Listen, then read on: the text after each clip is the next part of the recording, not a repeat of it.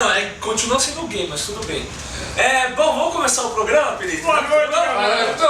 Deixa eu falar uma coisa. Para de fazer essa voz, por favor. Por quê? Porque eu tô me... É muito engraçado. Não, primeira vez tá é engraçado. repetindo Né? as Agora pessoas. chega. Não, é feedback negativo. Bom, graças a Deus, obrigado pelo feedback negativo ao Carlos, galera. E obrigado ao Carlos, que fez o feedback muito Obrigado, positivo. caramba!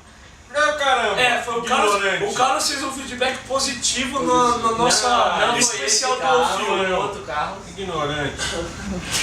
Ignorante é o dele. Para de xingar. Ignorantes são Frugal, vocês né? que não conhecem a palavra frugal. Ah, eu tenho que ler dicionário, Não existe a palavra, mas o que importa, chato. hoje, o tema de hoje, Nossa, fã. Oh, se contém. por favor, Obrigado, Carlos. Ignorante. o tema de hoje vai ser uma análise rápida da tabela, por quê? Porque aconteceram vários jogos muito importantes essa semana, quase decidindo várias posições na tabela, mais o Fla-Flu, um dos mais importantes que aconteceram, o Fla-Flu, Golaço, Fred. Golaço. e o Cavalieri salvando aos 44 Seu segundos Cavalieri. tempo, um pênalti. Mas vamos começar pela análise da tabela então, falando um pouco desse Fluminense e Atlético Mineiro, colado o Grêmio, claro, que estão disputando pro título, né? Porque eu acredito que o Vasco está um pouquinho mais atrás, e nesse momento quem está lá é o Fluminense, abriu 6 pontos de vantagem. O que vocês acham dessa vantagem do Fluminense? É que eu posso começar. Por favor. Obrigado. Se casa. Mas sim, Não tanto. é, Tem que aparecer na câmera. eu acho que... É sempre uma boa ideia. Mas uma coisa, enquadramento. Mas eu acho que nenhum clube brasileiro tem estrutura pra ficar, tipo, ganhando todos os jogos como acontece na Europa. E acontece as oscilações que são normais, de tipo, venceu o campeonato todo, agora começou a empatar, perdendo. E é mérito do Fluminense saber aproveitar esse momento para criar uma gordurinha, que daqui a pouco ele também vai começar a perder, e cabe ao Atlético, o Grêmio, o Vasco ter a competência de chegar lá ou não, né? É isso que Há bom tempo o decide. Fluminense já tem mantido uma Regularidade, padrão, né? Todo ano ele está disputando o campeonato, todo ano ele está correndo atrás, ele está sempre no G4 ali disputando, ele nunca está disputando para cair. Mantendo base, né? Mantendo a Mas base. tem um time. Tô vendo.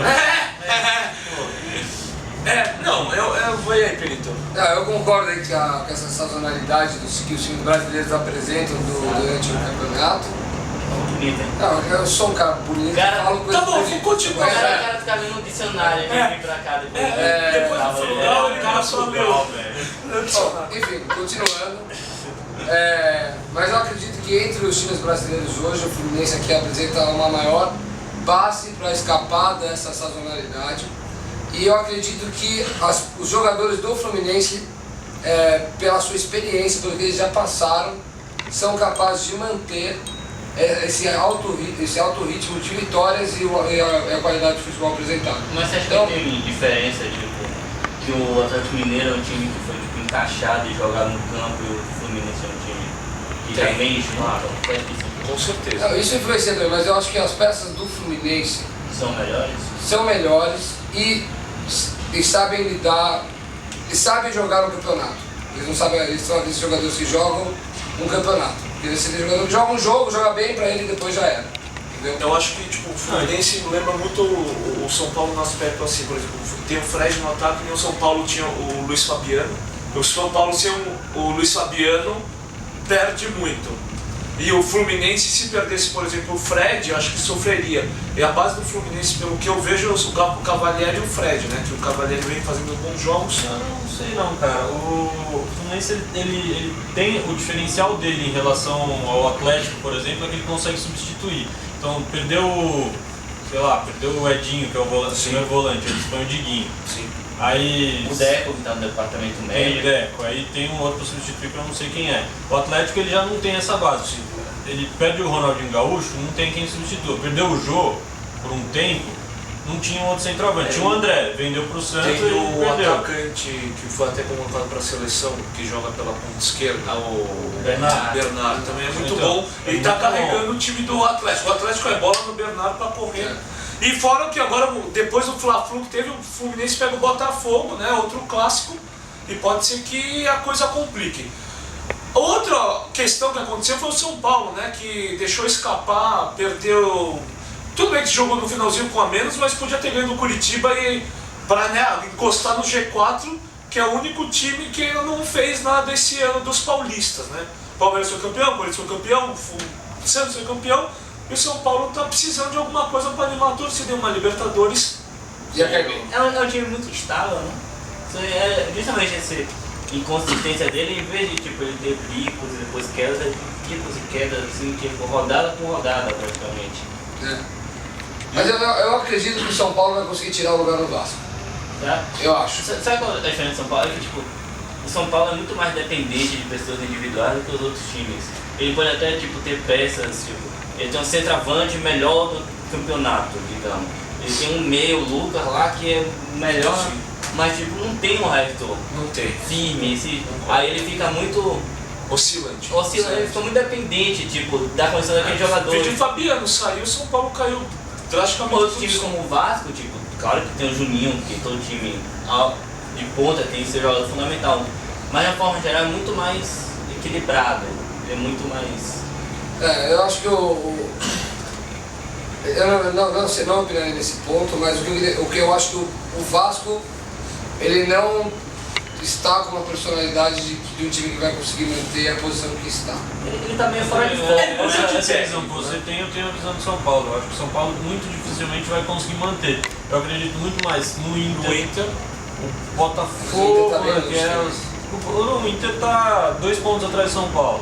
Tá 2 pontos E atrás. o Inter tem um time muito sólido. Começou a jogar, melhorou pra caramba agora. Voltou o D'Alessandro, voltou o Dávila, voltou eu acho que o Furlan. Mas daqui a pouco vai perder o Daniel pra seleção também, ficar fora do Mas os pontos perdem, né? Então, mas é um perdeu o time- Daniel, mas tem o Moura. Mas é isso, é um Ele já time. não é ao mesmo nível. É um time que se Não é o equilibra mesmo muito nível, mais. mas não, exatamente, ele consegue manter um padrão de jogo. Ele não é O tão São Paulo ele dependente. perde o Lucas, aí você vê o São Paulo cai Isso é muito. verdade. O Santos perde o Neymar, o Santos cai muito. O Santos não existe sem o Neymar. Exato. Não é nada. O Atlético vai... que o Santos com o Neymar tem aproveitamento de líder e sem o Neymar de rebaixamento. E o São Paulo também pega agora um clássico do Palmeiras, que é a última análise da tabela para fechar. O Palmeiras encostou e pode sair na próxima rodada caso o Curitiba perca. E o Sport, consequentemente, o empate ou perca. O Palmeiras está 3 pontos do Curitiba e encostaria em vitórias, mas... Porque uma mudança de técnico não faz, né? E a entrada da Assunção. então a Assunção... é um diferencial absurdo. Né? Aquele cara bate no peito e chama a responsa. Agora eu pergunto, agora que eu, 2 semanas atrás, Bruno, você me fez uma pergunta. Você gostou da saída do Felipão? Eu falei, você falou sim ou não? Eu não respondi. Agora eu te digo. Agora que as coisas aconteceram, eu respondo. Tá ganhando? Eu tava lá 8 pontos, agora tô 2, Agora eu te digo a mesma coisa que eu respondi naquela época. Tinha que mudar alguma coisa. Eu não sei se eu mudaria o Felipão ou não, mas a mudança do Felipão surtiu um efeito. Poderia ter mudança de algum jogador? Poderia. Mas a diretoria precisava fazer alguma coisa. Eu não sou nem a favor nem contra a saída ou permanência do Felipão. Mas foi exatamente isso que eu queria visível colocar. no Palmeiras que os jogadores não estavam mais jogando para o Felipão. Isso era visível. Só que eu acho que no Palmeiras o problema não é só jogador ou só técnico, ou só uma coisa. Eu acho que tem um problema maior, que a diretoria é muito ausente, entendeu? Você vê muito o presidente, o vice-presidente, eles não falam, eles não se impõem, se falam, não dão uma declaração que conforte a torcida, entendeu? Eu acho que o problema do Palmeiras é isso. E nessa situação eu queria falar só um negócio em relação ao Curitiba. Pra acabar o bloco, hein? Pra acabar o bloco. Eu vou torcer demais pro Curitiba cair esse ano e que continue na Série B, porque eu já vi a coisa mais ridícula que eu já vi no futebol. Quando acabou o jogo do São Paulo, uma menina, a gente devia ter uns 13, 14 anos, pediu uma camiseta pro Lucas, era torcedora do Curitiba, o Lucas deu a camiseta pra ela, só faltou ela, o pai e o irmão de uns 7 anos ser espancado pela torcida do Curitiba. Foi uma coisa mais idiota que eu já vi na minha vida e vou torcer do fundo do meu coração pro Curitiba cair esse ano. A torcida do Curitiba é conhecida por extrema violência. Eu mas quero mais violência. torcida do Curitiba que se for. E é isso aí, vamos acabar o bloco assim. É.